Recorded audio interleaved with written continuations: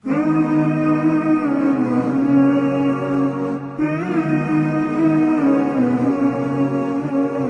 hukum tak bagi harta warisan bagi sama antara anak agam dan anak inang tanpa mengikuti sebagaimana dalam ilmu faraid. Warisan bagi sama. Aturan roh tetap nah hak masing-masing dari kuasa Allah. Apabila sepakat dengan senang hati, tidak terpaksa bagi sama, nyan berarti karela ada hak orang lain juk orang lain. Artinya tira orang yang akan menerima pusaka nyanjuk gejuk milik kenyan kurang lain. Artinya di saat bagi sama, orang yang kurang lebih berarti orang yang lebih kagejuk orang yang kurang.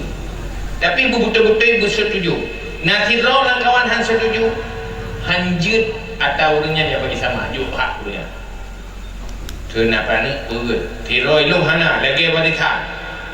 Hak urusnya dia hana setuju wajib lagi warisan yang dipaksa. Yang setuju, tapi antai binafsi, jangan terpaksa.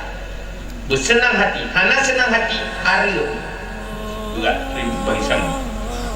Karenanya kamu dan